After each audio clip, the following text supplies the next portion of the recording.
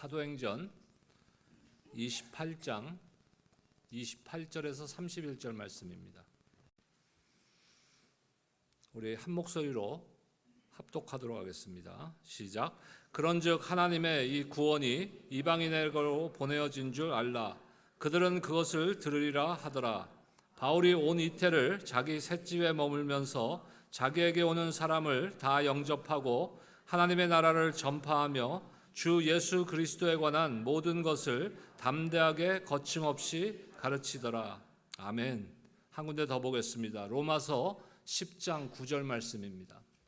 로마서 10장 9절 말씀 보겠습니다. 로마서 10장 9절 함께 읽겠습니다. 시작.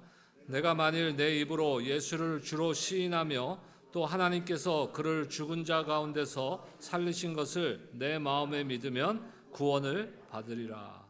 아멘. 지난주부터 우리가 방해받지 않는 믿음의 삶, 거침없는 믿음의 삶이라는 주제를 가지고 말씀을 나누고 있습니다. 오늘 두 번째 시간인데요. 사도행전의 말씀, 오늘 우리 본문, 지난주에도 그 본문이었습니다마는 이 본문은 사도행전의 마지막 부분입니다. 사도행전이라는 성경은 우리가 그저 배워서 지식으로 남아있을 수 있는 그런 성경이 아닙니다. 사도행전은 기독교의 탄생과 복음의 전파가 시작되는 역사를, 우리 신앙의 크리스티애니티, 기독교의 역사를 기록하고 있는 책입니다. 그리고 사도행전을 읽으면서 모든 것을 하나로 묶어주는 말이 있는데 그것이 31절 마지막 절에 나오는 바로 거침없다는 단어. 거침없다. 담대하게 거침없이 방해받지 않는다 이런 뜻입니다. 영어로는 unhindered. 방해가 없다는 것이, 거침이 없다.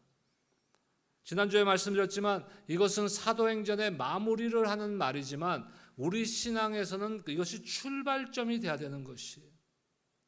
우리의 신앙은 믿음의 거침이 없어야 된다는 것이. 이것은 세상에서 말하는 거침없다는 의미랑은 다른 의미입니다. 그리스도 안에서. 우리의 모든 신앙은요, 그리스도 안에서예요. 그리스도 안에서가 아니라면은 우리가 행하는 거, 우리의 말과 행동과 어떤 위대한 일을 한다 해도 아무런 의미가 없는 것입니다. 이 담대하게 거침없이 사도 바울이 복음을 전했다. 이 말씀은요, 바로 복음서와 서신서를 연결해 주는 말씀이에요. 이 말은 하나님이 예수님을 통해 하신 모든 일과 지금 현재도 하고 계신 모든 일에 대한 맥락, 희망, 소망, 확실성을 증거하고 있는 것입니다. 우리가 믿는 믿음은요, 막연한 것을 바라보는 것이 아니에요. 막연한 것을 기대하는 것이 아닙니다. 그저 좋은 일이 일어나겠지, 죽으면 천국 가겠지 하는 그런 막연한 것이 아니라는 거예요. 지금도 하나님께서는 저와 여러분들 안에 영으로, 성령으로 살아계신 줄로 믿습니다. 그리스도의 영인 성령께서 우리 안에 내주하셔서 지금도 역사하고 계시는 것이. 하나님께서는 우리가 주님의 자녀가 되게 하시기 위해서 그 무엇도 아끼지 않으셨습니다. 그 진리가 얼마나 놀라운지, 그 은혜가 얼마나 놀라운 은혜인지를 우리가 앞으로 계속해서 몇 주 동안 살펴보기를 원합니다. 오늘 말씀은 한 가지 질문으로 여러분과 시작하길 원합니다. 용서가 왜 중요할까요? 오늘은 주제가 용서에 대한 주제인데 용서가 왜 중요할까요? 우리에게. 여러분, 우리에게 용서가 왜 중요하다고 생각하십니까? 크리스찬들에게 용서는 모든 사람들이 죄인이며 하나님의 용서가 필요하다는 그 진리의 믿음의 뿌리를 두고 있는 거예요. 우리의 신앙의 시작은 나는 죄인이고 나에게는 하나님의 긍휼이 필요하다. 하나님의 긍휼을 통한 용서와 죄 사함이 필요하다는 것으로부터 시작되는 것이. 이것이 없으면은요 아무것도 아닌 거예요. 이것이 시작점이 돼야 되는 것이. 그렇기 때문에 용서가 중요한 거예요, 우리에게. 우리는 용서가 하나님으로부터 오는 것이고 회개하고 용서를 구하는 모든 사람에게 하나님께서는 자비와 긍휼과 은혜를 베푸신다는 것을 믿는 것입니다. 제가 좋아하는 미국 찬양 중에 이런 제목이 있습니다. Everyone needs compassion. 우리 모두는 하나님의 긍휼이 필요한 존재이다. 그 긍휼하심을 통해서 우리는 무엇을 기대하고 무엇을 얻는 것입니까? 죄사함을 기대하고 죄사함을 얻는 것이에요. 용서를 기대하고 용서를 얻는 것이에요. 구약 성경에서 죄의 용서는 희생 제물을 통한 제사로 이루어졌습니다. 하지만 예수님이 모든 것을 바꾸셨어요. 예수님이 십자가에서 스스로 단 한 번의 제사로 스스로 자신을 희생 제물로 드림으로 완전한 제물, 온전한 제물로 드림으로써 우리는 더 이상 제사를 드리지 않고도 죄 사함을 받고 용서를 받게 된 것입니다. 이것이 가능해진 거예요. 누구를 통해서요? 예수 그리스도를 통해서. 이 단 한 번의 사랑의 행위가, 이 단 한 번의 사랑의 놀라운 죽으심이 모든 사람에게 죄사함과 용서의 문을 열어주신 것이. 어쩌면 오늘 말씀의 그 핵심은요, 우리 신앙의 가장 근본적인 뿌리가 되는 말씀인 거예요. 구약시대의 용서는 회개와 속죄 개념에 중심을 두고 있습니다. 죄를 짓거나 백성들의 죄를 회복하기 위해서 무엇이 필요해요? 하나님이 만들어 놓은 예식과 제사를, 희생 제사를 포함한 그런 복잡한, 어쩌면 복잡한 거예요. 그것이 복잡한 그대로 정해진 대로 제사를 드림으로써 이루어진 것이. 그리고 이 과정은 한 번이 아니에요. 한 번으로 해결되는 것이 아니에요. 반복적으로 되어져야 되는 것이에요. 그렇기 때문에 이것은 우리가 뭐라고 표현할 수 있습니까? 불완전한 용서의 시스템인 거예요. 구약의 용서의 시스템은 불완전한 용서의 시스템인 거예요. 회개는 무엇입니까? 회개는 화해를 향한 첫 걸음이 되는 거예요. 죄사함을 향한 첫 걸음이 되는 것이 바로 회개인 것이. 그 다음에 무엇이 있어요? 속죄가 있는 것이. 속죄는 반드시 뭐가 있어야 되는 거예요? 보상이 있어야 돼요. 리뎀션. 보상이 있어야 되는 거예요. 희생 제물이 있어야 되는 것이에요. 여러분, 하나님 앞에 감사하시기 바랍니다. 뭘지 알고 감사한다 그랬어요, 여러분. 만약에 여러분 구약시대에 사는 사람들이었다면 지금 여기 와 있지를 못하는 거예요, 우리. 1년에 한 번 대제사장이 온 백성들의 죄를 대신해서 하나님 앞에 제사를 드립니다. 그래서 성전의 지성소에는 대제사장밖에 못 들어가는 거예요. 그리고 그것은 매년 반복돼야 되는 것이었어요. 그러니까 우리는 감히 주님 앞에, 하나님 앞에 나갈 수가 없는 존재예요. 근데 제사장도 깨끗해야 돼요. 제사장이 죄를 짓고 하면은 지성소에 들어가 있을 때 하나님께서 그 제사장을 죽여버립니다. 근데 그 지성소에는 제사장밖에 못 들어가요. 그래서 제사장이 제사 지낼 때 지성소에 들어갈 때는 어떻게 합니까? 허리에 끈을 매고 방울을 달고 들어가요. 그래서 제사장이 안에서 살아있으면 그 방울 소리가 이렇게 날 거 아니에요. 근데 어느 순간에 제사장이 죽으면 방울 소리가 딱 그쳐버리는 거예요. 계속 소리가 안 들리는 거예요. 그러면 그 시체를 빼야 되는데 사람이 들어가지를 못하잖아요. 백성들은. 그러니까 줄을 묶고 들어간 거예요. 줄로 끄집어내는. 얼마나 복잡한 시스템이에요. 근데 우리는 어떻습니까? 간단한 거예요. 간단하다고 우리가 그 하나님의 은혜를 싸구려로 치부하면 안 돼요.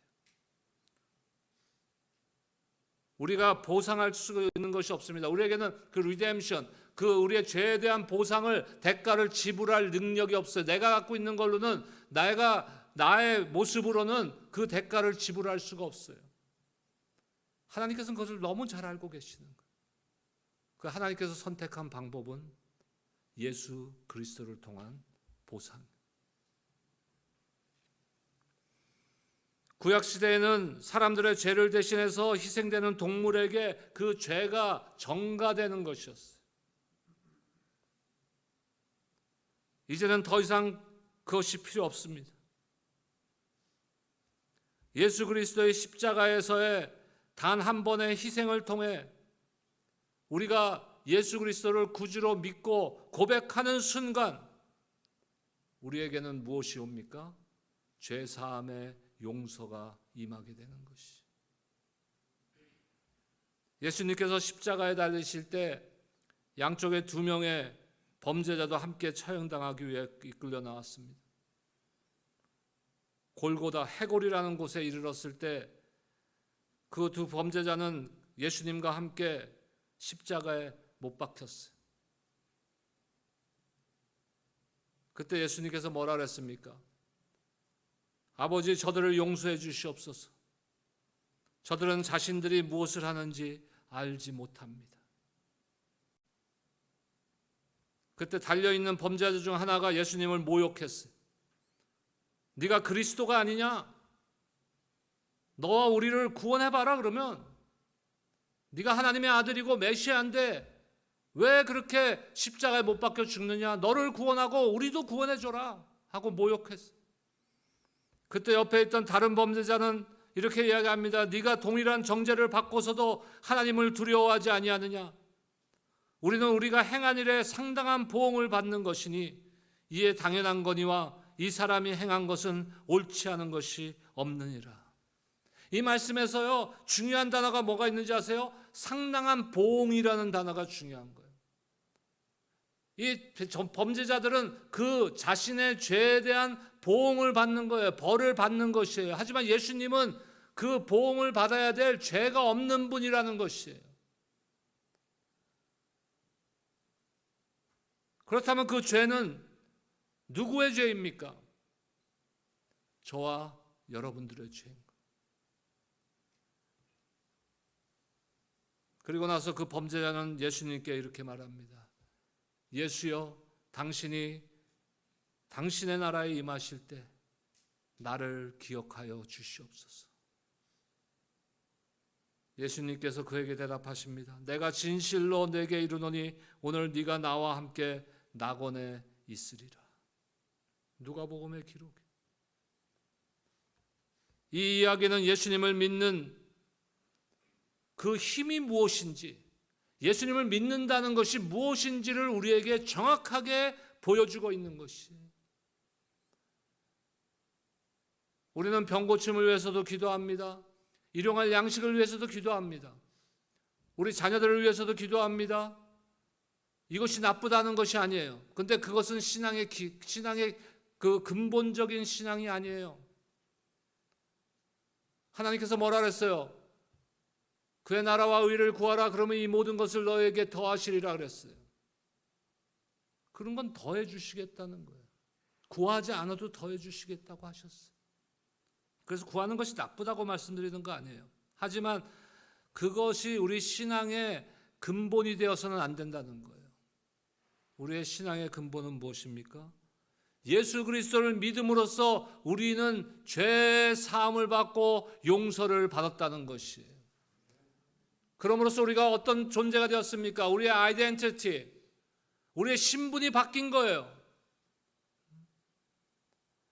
저는 오랫동안 대한민국 여권을 갖고 있었어요. 독수리 여권으로 바꾼 거는 불과 몇 년 안 돼요, 제가. 근데 대한민국 여권과 그 미국 여권의 사이에서 뭐가 바뀐 거예요? 여러분, 독수리 갖고 다니면서 나는 아직 대한민국 국민이야 이러시면 안 되는 거예요. 미국 국민이 된 거잖아요. 국적이 미국인 거예요. 미국인이에요, 여러분들. 그 여권을 요새는 대한민국 여권도 파란색으로 바뀌긴 바뀌었더라고요. 옛날엔 초록색이었는데. 그 저도 바꿨어요. 너무 불편한 거야.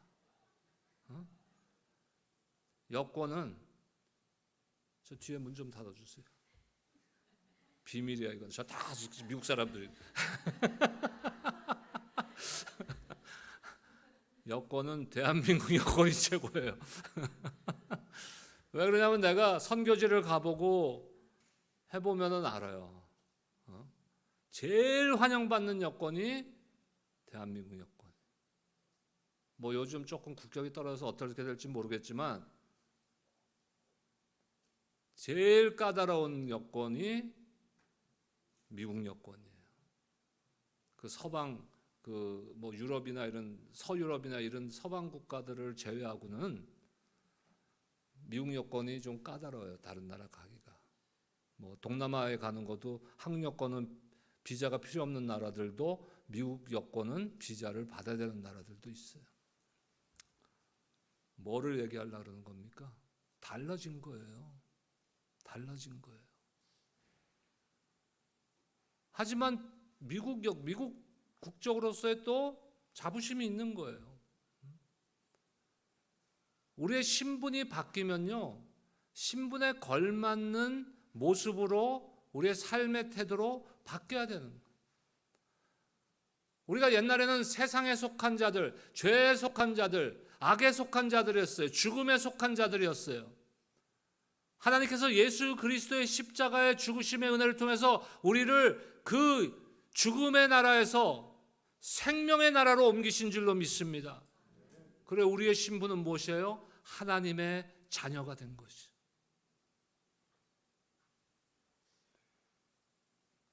우리가 그리스도께 나아가 믿고 구원받는 것은 거침없는, 다시 말해서 방해받지 않는 거예요. 방해가 없는 것이에요. 그것에는 심지어는 마지막 순간에, 죽음의 마지막 순간이라도, 최후의 순간이라도 예수님을 마음으로 받아들이고 입으로 시인하면 하나님께서 죄 사하여 주시는 줄로 믿습니다. 로마서 10장 9절, 오늘 아까 본문에 읽었던 본문입니다. 우리 다시 한번 보겠습니다. 함께 읽겠습니다. 시작. 내가 만일 내 입으로 예수를 주로 시인하며 또 하나님께서 그를 죽은 자 가운데서 살리신 것을 내 마음에 믿으면 구원을 받으리라. 여러분 아직까지도 이것을 고백하고 믿지 않으셨습니까? 오늘 이 시간에 고백하고 믿으시기를 주님의 이름으로 축복합니다. 이것이 전부예요. 다른 말로 하자면 우리 죄와 구세주에 대한 필요성을 고백하고 예수님이 그 구세주임을 믿는 것이, 예수님이 나의 구주임을 믿고 고백하는 것이, 예수님이 성경이 제시하는 구약 성경으로부터 계속 제시되신 바로 그분 메시아 그리스도이심을 믿는 것이, 이것은 용서에 이르는 간단한 길입니다. 누구에게나 열려 있습니다.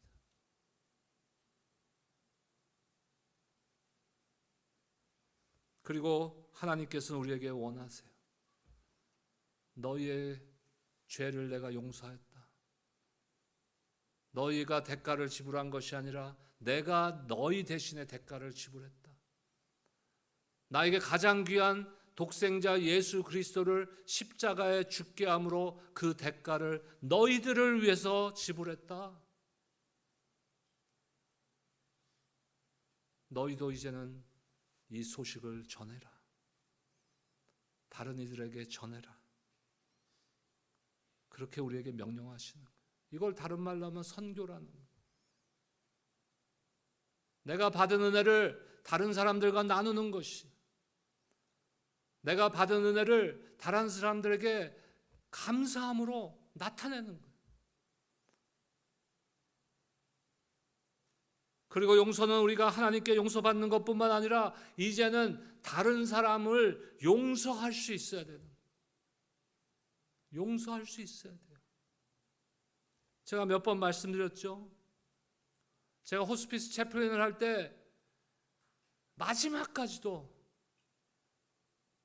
가장 가까이 있던 가족들을 용서 못하고 숨을 거두는 사람들이 많아요. 나랑 상관없는 사람, 저 모르는 사람, 어쩌다 만났던 사람들, 간간히 보았던 사람들, 이런 사람들을 용서 못해갖고 끝까지 그 증오와 아픔을 갖고 있는 거 없어요. 그런 사람은 없어요. 대부분 그 아픔과 그 증오심과 그 미움이 누구한테 향하는지 아세요? 가장 가까이 있는 사람들이에요. 다. 부부, 자식. 그거를 못 풀고 가는 거예요.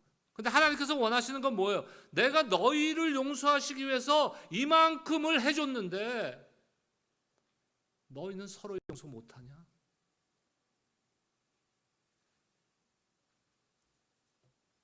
다른 사람들을 용서하는 것이 하나님의 말씀에 순종하는 것이에요. 근데 이뿐만 아니라 우리 스스로가 짐을 벗어나는 거예요. 짐에서 벗어나게 되는 거예요. 자유함을 얻게 되는 거예요. 자유를 경험할 수 있는 것이. 우리는 용서받은 것처럼 용서하라는 부름을 받았습니다. 하나님께서 우리에게 베푸신 것처럼 다른 사람들에게 자비와 은혜를 베풀라는 부름을 받았습니다. 저를 한번 따라하세요. 괘씸해. 왜 이렇게 못 따라하세요? 그거를 버려버려야 돼. 그거를 버려버려야 돼.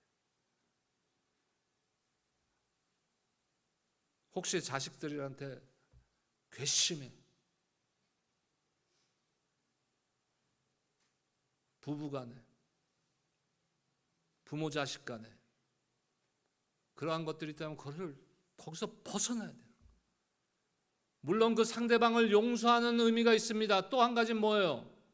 그보다 더 중요한 것은 내 스스로 그 짐에서 벗어나야 되는 거예요, 여러분. 저의 목회 목적이 무엇입니까? 제가 개척 초에 15년, 14, 15년 전에 가장 많이 한 실수가 뭔지 아세요?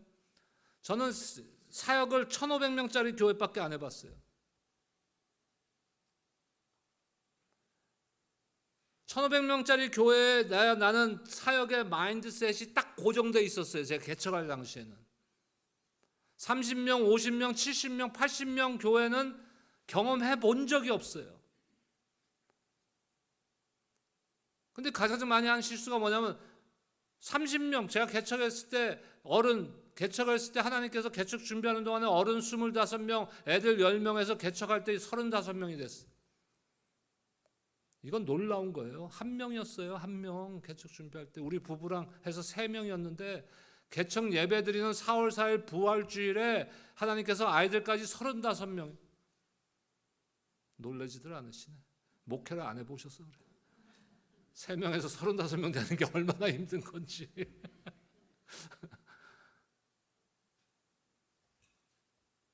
근데 가장 많이 하는 실수는 35명, 어른 25명인데 1,500명짜리 교회에서 하던 대로 하려고 그러는 거야. 그러니까 되나요? 안 되지.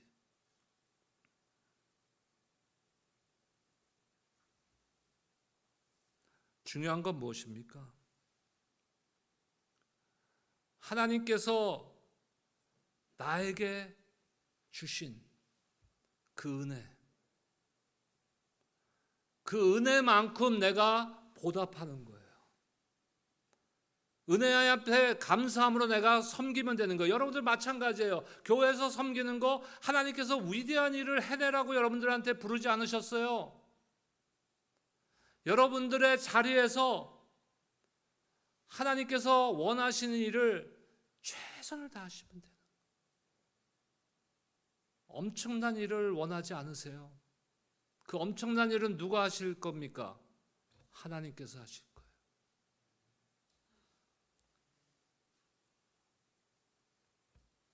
용서하는 것은 항상 쉬운 것은 아니에요.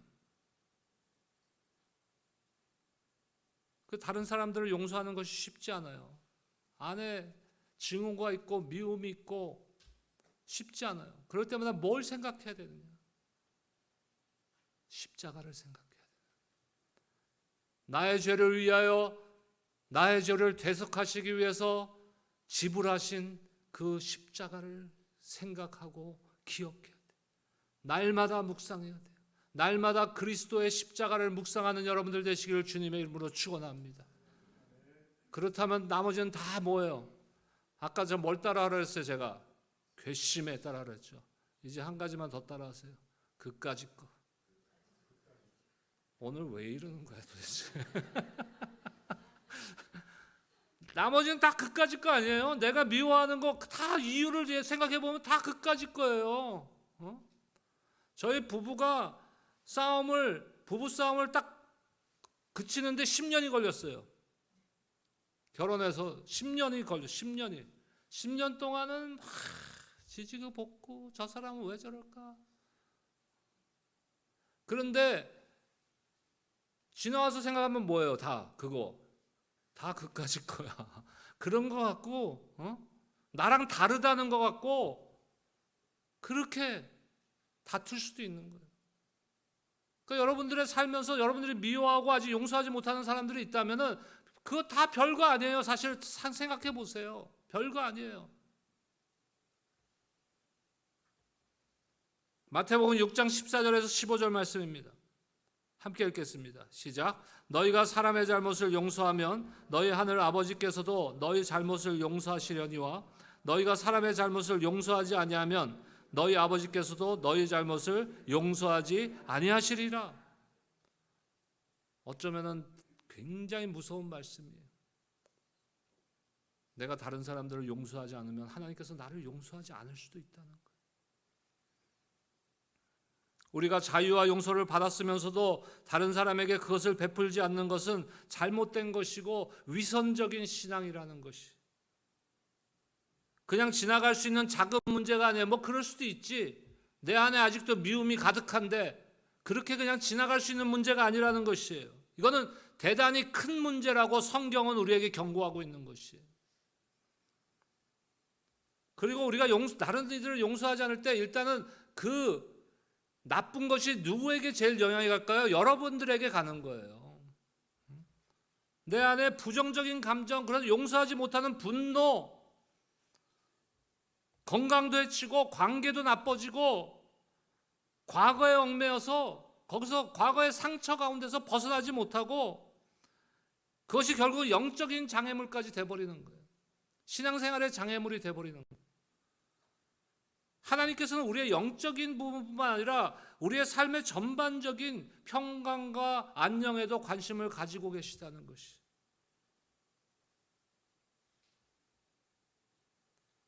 예수님의 모습을 조금이라도 우리가 닮아가야 됩니다. 예수님처럼 다른 이의 목숨을 위해서 십자가에 죽을 수는 없을지도 모르지만 그럴 정도로의 마음은 가져야 됩니다.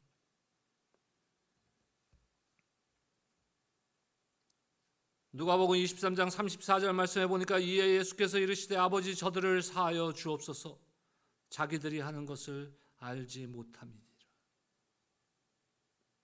예수님은 자신을 못 박아 죽인 그 자들을 위해서 하나님 앞에 간구하고 있잖아요.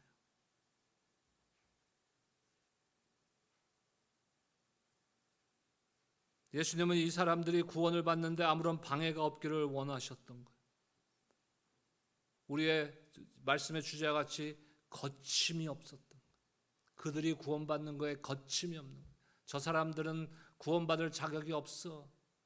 저 예수님을 못 박는 자들, 예수님을 고발하는 자들, 그 자들이 구원받을 자격은 없어. 우리 혹시 그렇게 생각하고 있지 않습니까?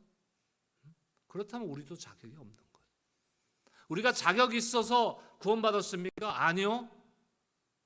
예수님의 그 용서에는 어떠한 장벽도 없고 어떠한 방해물도 없고 거침없는 용서이시기 때문에 우리는 죄의 용서를 받게 된 것이.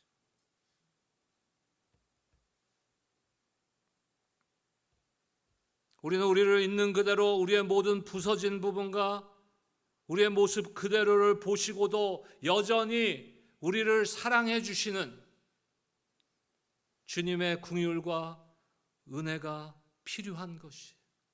그리고 우리는 그것을 받고 구원받았습니다. 그것이 은혜인 것이. 그것이 용서이고 그것이 예수님입니다. 구약시대의 용서는요, 복잡하고 한 번에 이루어질 수도 없는 거고 반복적으로 해야 되고 본인이 할 수도 없고 대제사장이 대신해야 되고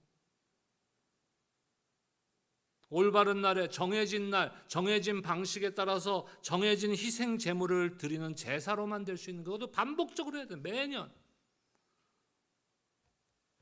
하지만 그거는 옛날 방식이었고 예수님께서 십자가에서 휘장을 가르심으로 새 길을 열어주셨습니다.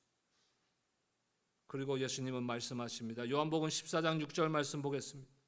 함께 읽겠습니다. 시작. 예수께서 이르시되 내가 곧 길이요 진리요 생명이니 나로 말미암지 않고는 아버지께로 올 자가 없느니라. 용서는 기독교 우리 신앙의 가장 기본적인 교리이고 가장 기본적이고 중요한 진리입니다.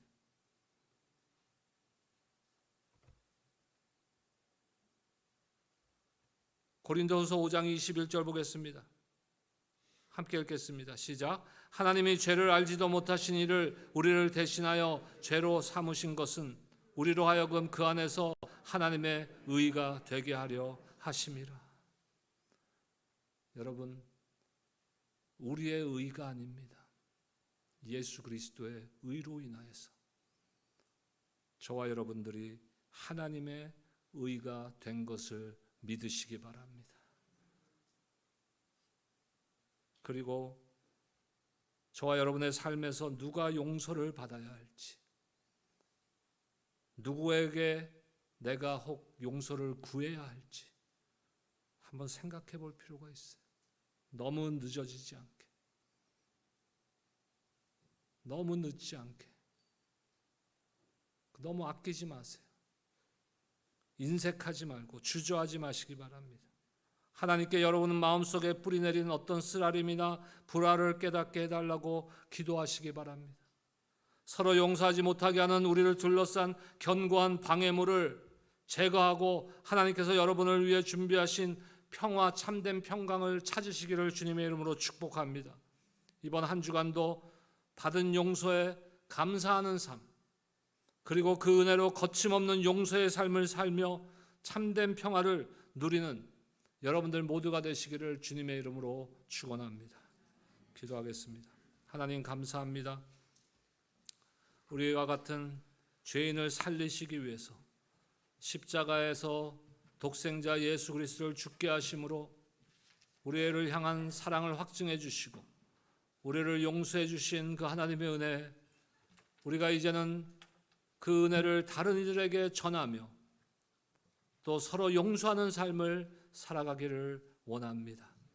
우리 안에 혹이라도 서로에게 용서하고 용서받고자 하는 것에 막힌 담이 있습니까? 이 시간에 강권하심으로 그 막힌 담을 허물어 주시고 우리가 더 늦기 전에 서로를 용서하며 그리스도 안에서 참된 평강을 누리게 하여 주시옵소서. 감사합니다. 예수님의 이름으로 기도드립니다.